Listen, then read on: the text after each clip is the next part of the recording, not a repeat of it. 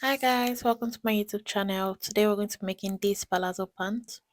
The first thing we're going to do is take the measurement. So you take the waist measurement around where you want the waist to be, and then you take the hip measurements.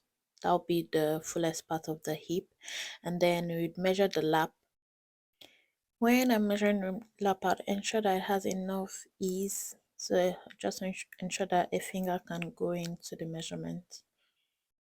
Next, I'll get a chair and sit on it to measure my crotch length. So from the waist to the flat surface of the chair, for my measurement, I have 12 inches. So I went ahead and measured the length of my trouser off camera.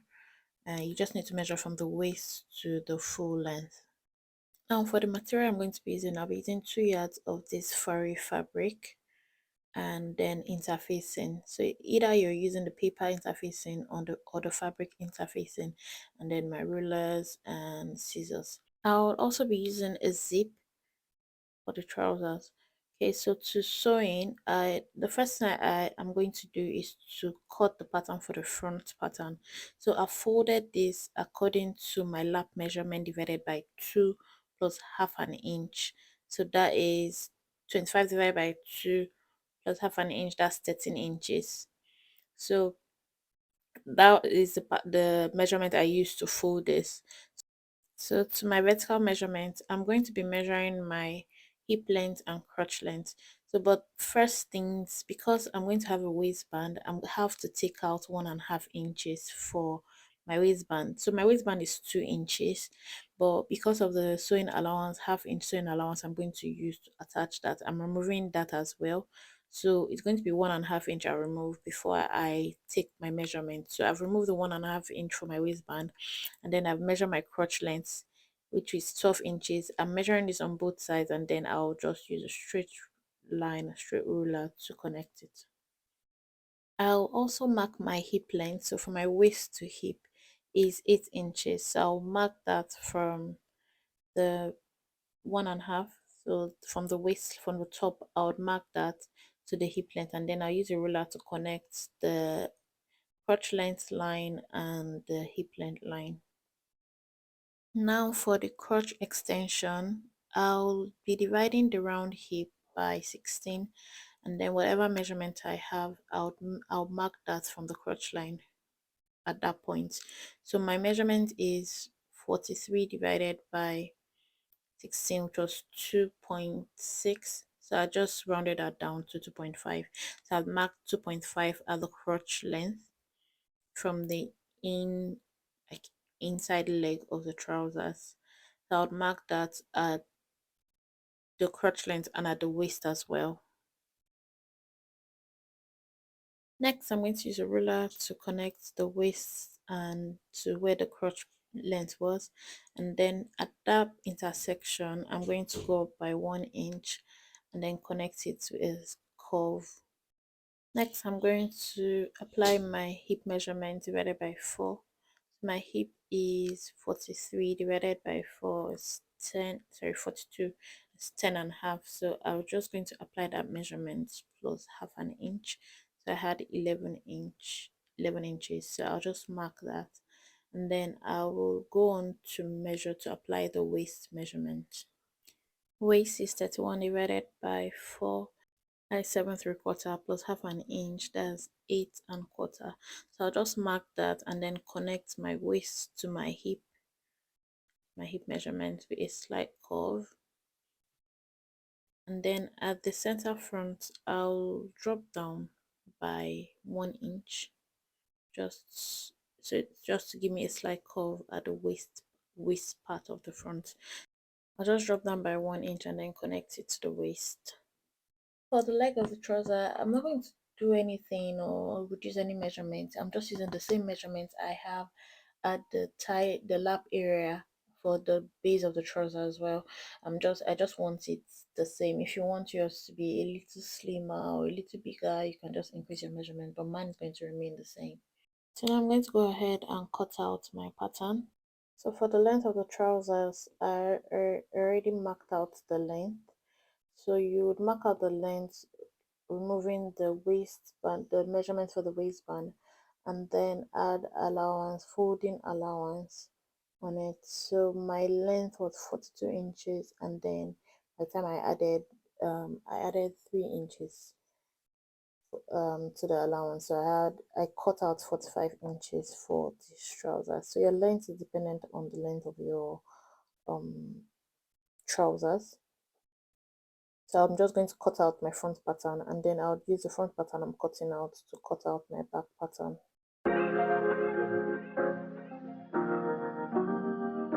So now that I've cut out the front pattern, I'm just going to fold it up and keep it aside to prepare my fabric for the back pattern. So I'm just folding up my remaining fabric that I'm going to use for my back pattern. So at this point, I realized that my fabric wasn't enough for the back pattern as big as it should have been, because the back pattern should be 2 inches wider than the front pattern, but I just had a little above 1 inch left, but I'm going to make do. So I'm just placing my front pattern on the fabric for the back pattern. So the back pattern is going to be 2 inches higher at the back, like 2 inches longer than the front.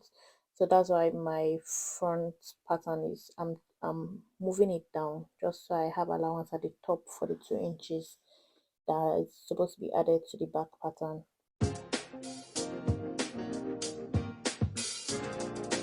So remember that I took down 1 inch for the front just to get that curve.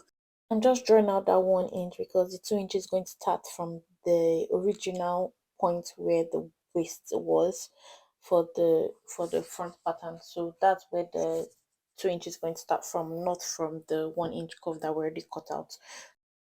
So for this pattern, my back measurement is about 1.5 inch wider than the front.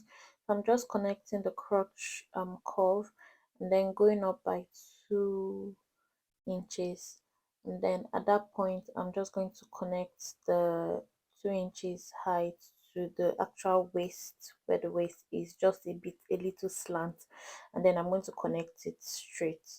So if I had that 2 inches that I currently don't have because my material is not enough, I'll just connect it straight from the where it is all the way down. But because my fabric isn't enough and I need a little more space on my front, I'm just making my back pattern 1/2 inch bigger than the front at that point. So I'm taking it forward instead of cutting it at the exact point. Usually I would cut the back crotch curve at the exact way waist where the front crotch curve is. I hope I'm making sense because my fabric isn't enough. It may be a bit confusing. This isn't the standard way I would draft the trousers, but I don't have enough fabric, so I'm just making do. I'm just cutting out my crotch curve, and then the waist slant. So I'm cutting out the hip as well. So my hip, I just made that a little bigger because once again my fabric's not enough. So I'm just making the hip a little bigger just so I have enough room for the hip measurements. So when I was cutting the front pattern, I just added 1/2 inch allowance. So I needed that enough so that I would be able to sew my front and back and not lose measurements, so it's not too small. That's why I added all of those 1/2 inch around the crotch curve and around the hip for the back pattern, because I need that measurement to make up for the shortage I have on the front pattern. So I've cut out so those are just the differences between the front and the back pattern. The the 2 inches higher than the front at the center, and it's 2 inches wider at the side. So everything else is the same. The everything else we just cut everything else the same. So now I've cut out my front pattern and my back pattern. My trousers wouldn't be having pockets. So now that we've cut out the pattern, the next thing I'm going to do is to just cut out the waistband. I'll be using the same fabric to cut out the waistband.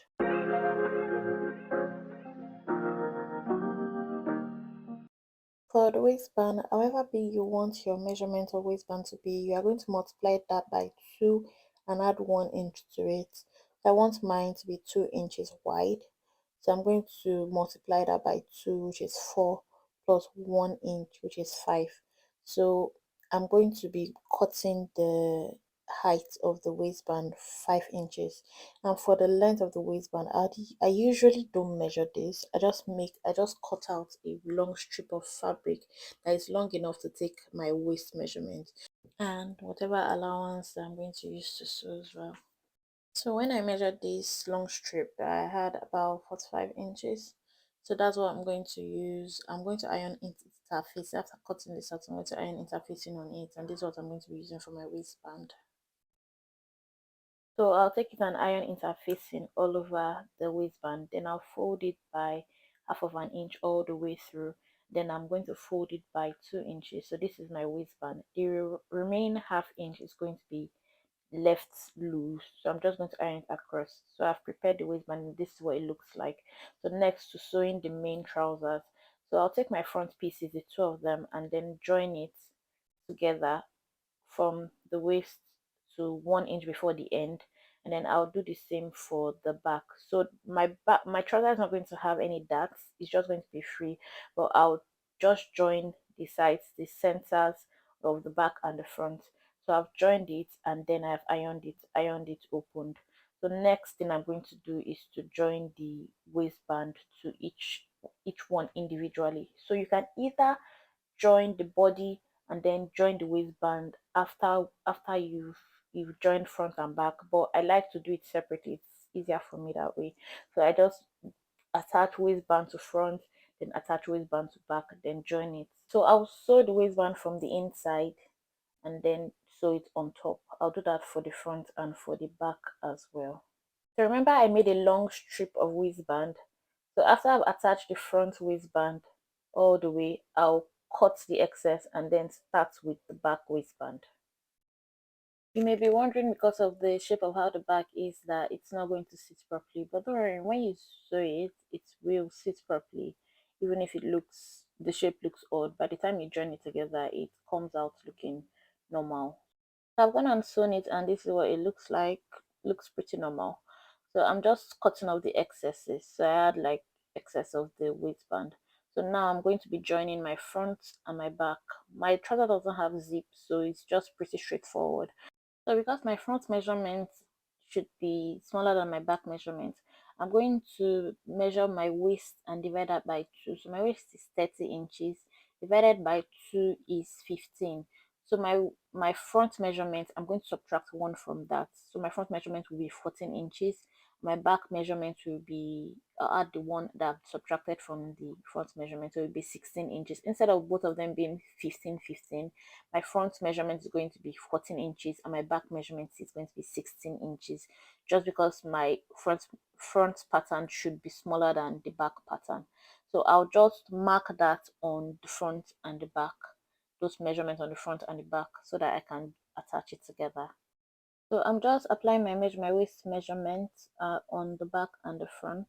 I didn't bother measuring the hip and the lap because I already put that into consideration in my cutting. So I'm just going to take out the allowance that I added. So I'm just going to be sewing by 3/4 of an inch on both sides. But I'm just measuring the waist because I have to ensure that I have the right measurement on the waist. Please, if you're not sure of your measurements, please ensure that you remeasure to ensure that your measurement is correct.